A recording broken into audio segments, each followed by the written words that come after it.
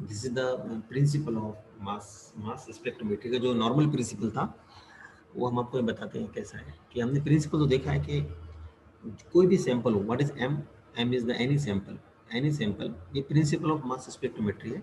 हमने वो टेक्निक अभी डिस्कस किया है, इलेक्ट्रॉन इम्पैक्ट एक आयोनाइजेशन मेथड में डिस्कस किया है, और वही जनरल यूज होता है। हम जो रिसर्च में लैब में देखते हैं, हम जो मॉलिक्यूल्स बनाते हैं, उसका मॉलिक्यूलर मास जो होता है कोई भी मॉलिक्यूल का, जो what we prepare in the lab, generally 600 से कम होता है generally. There are many compounds, proteins, DNA जिसका मास जो है मोर देन 600 है, लेकिन ये हम मैक्सिमम में क्या करते हैं, जो लैब में हम रूटीन वर्क जो करते हैं वो कंपाउंड्स का मास जो हम बनाते हैं, प्रिपेयर करते हैं in the laboratories, research labs and industries, generally less than 600 होता है, इसलिए electron impact is very good. So ये जो स्टैंडर्ड प्रिंसिपल है मास मास स्पेक्ट्रोमेट्री का, ये आपका सैंपल है, हाई एनर्जी इलेक्ट्रॉन बीम है।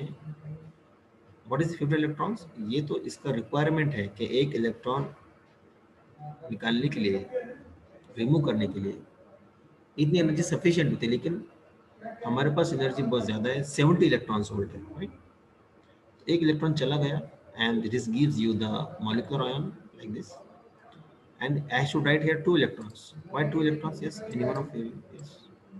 One electron is from one electron is this, and one electron is from, yes, from this molecule. Two electrons. Got it? इसे कहते हैं molecular ion. This is called as molecular ion, right? Yes. Then ये molecular ion क्या होता है? Further fragmentation में जाता है, उसके बहुत सारे fragments बनते हैं। देखिए, cations बनते हैं, then radicals भी form होते हैं, then neutral molecules भी form होते हैं, एंड रेडिकल कैटायंस भी फॉर्म होते हैं। ठीक है, so these are the fragments which are formed from this molecular ion.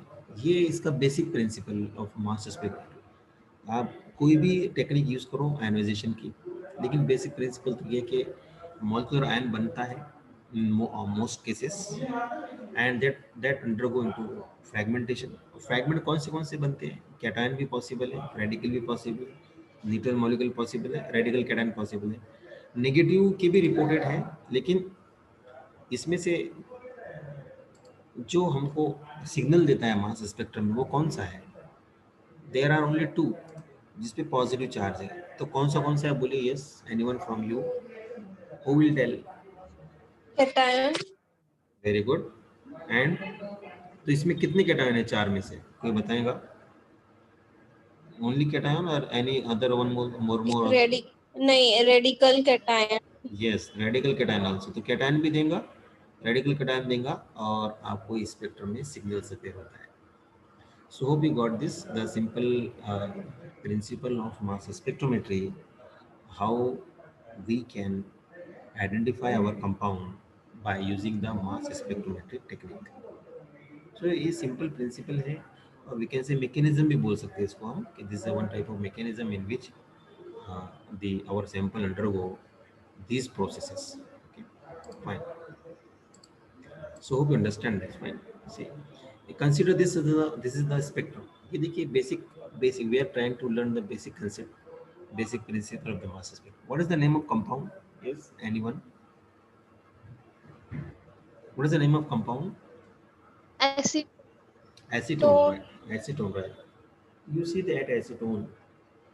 So आपको इसमें कितने सिग्नल्स दिख रहे हैं? आपको बहुत सिग्नल्स दिख रहे हैं इसमें, लेकिन अगर आप गौर से देखते हो, लेकिन बड़े बड़े तीन लग रहे हैं आपको, ये एक दो तीन, ये छोटा सा सिग्नल है यहाँ पे, वन स्मॉल, ये देखिए ये बहुत सिग्नल, छोटे छोटे सिग्नल, तीन सिग्नल्स हैं, ये भी सिग्नल है, ये भी सिग्नल है, ये भी है, और ये भी मास में पीक मिल रहा है। तो छोटे मोटे बहुत सारे पीक्स मिलते हैं।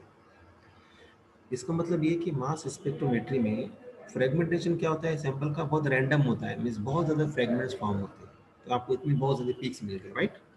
लेकिन तीन पीक्स इसमें हमको मेजर पीक्स देखना है, ये जो दिख रहा है आपको, ये पीक देखिए, फिर आपको ये दिख रहा है, यहाँ पे दिखाई दे रहा है, ये जो सैंपल है, ये जो पीक है, ये क्या है, यहाँ पे कौन सा चार्ज बता रहा है? यस, CH3 पॉजिटिव है, यस। और उसका एम्बाइजेड कितना आना चाहिए बोलिए? 15। तो अगर उसको काउंट करते हो आप, तो देखो ये 11, 12, 13, 14, 15। तो 15 पे एम्बेडेड आया मीन्स आपको ऐसा नहीं मिलेगा, आपको जस्ट पीक मिलेगा, ये इस तरह पीक मिलेगा। अभी आपको मालूम करना है, ये एक सैंपल के लिए बताया गया है कि इस तरह है ये, लेकिन लेकिन आपको मालूम करना पड़ेगा यहाँ ये जो पीक है ये सिग्नल है because of which segment, which fragment. Similarly आपको ये बताना है कि ये पीक जो है because of which fragment, which segment, which part, ये हमको डिस्कस, यही मास स्पेक्ट्रम में हमको यही मालूम करना पड़ता है। फिर जितने फ्रेगमेंट्स आते हैं उसको कनेक्ट कीजिए एंड कनेक्ट करने के बाद you can connect the all fragments and you will get the very possible structure. Okay right, so hope you understand this fine. Okay right, next point is see, ये दिख रहा है आपको यहाँ पे, यस नाउ सी, ये जो है, ये जो सबसे हाईएस्ट पीक दिख रही है, राइट, एम आई राइट, ये सबसे हाईएस्ट पीक है या नहीं है? Yes, sir. यस, ये जो पीक है सबसे हाईएस्ट जो दिख रही है पीक, किस पीक, इसको बोलते हैं बेस पीक। लिख लीजिए आप, फ्लो नोट्स में रखिए ये बात, ये आपने देख भी सकते हैं। The highest peak in the mass spectrum is called as base peak. इसका रिलेटिव इंटेंसिटी बहुत ज्यादा है, राइट, इसकी रिलेटिव इंटेंसिटी बहुत ज्यादा है, यस, इसलिए इसको क्या बोलते हैं हम, बेस पीक बोलते हैं। Highest energy peak is called as base peak, fine, yes. Now see, ये आपको इसका एम्बाजेड कितना दिख रहा है बोलिए, एनीवन फ्रॉम यू, कितना दिख, 43. 43 दिख रहा है, ये 43 आ गया, राइट, यस। तो means we can count from the scale also, कि वैसा आपको मिलता है, ये यहाँ पर already it is given like this, label भी होता है, लेकिन हम काउंट भी कर सकते हैं कि 43 एम्बाजेड है। अब 43 कैसे आया वो आपको मैकेनिज्म से बताना है कि कौन सा फ्रेगमेंट है, वो कौन से फ्रेगमेंट से आया, ठीक है। ये जो दिख रहा है आपको, देखिए ये जो दिख रहा है एक्सट्रीम राइट साइड का पीक, हमने इसको लेबल क्या किया है, मॉलिक्यूलर आयन पीक। क्यों पता है, क्योंकि एम्बाजेड कितना दिख रहा है वो देखिए, 58 दिख रहा है एम्बाजेड, ऑलमोस्ट 58, ये 51, 2, 3, 4, 5, 6, 7, 57. 57 है, देखिए बराबर 58 है, राइट, 58 है, 58 है, 58 है, राइट। तो that is called as a molecular ion peak, yes, okay, 50, that is called as a molecular ion, right? So ये है molecular ion peak। molecular ion कैसे बना है दिख रहा है आपको, yes, समझ में आया? ये जो दो लोन पेयर्स थे Yes, ना, sir. yes, ये जो दो लोन पेयर्स थे ना ऑक्सीजन पर के, yes, ये जो दो लोन पेयर्स थे ऑक्सीजन पे, वो क्या हुआ, वहां का एक इलेक्ट्रॉन चला गया, राइट, सी, तो एक लोन पेयर तो एज इट इज है, लेकिन दूसरे लोन पेयर में से एक इलेक्ट्रॉन लॉस हुआ और आपके पास एक इलेक्ट्रॉन बचा, ठीक है। So this is what the simple idea, simple concept we can learn from this mass. So समझा आपको ये?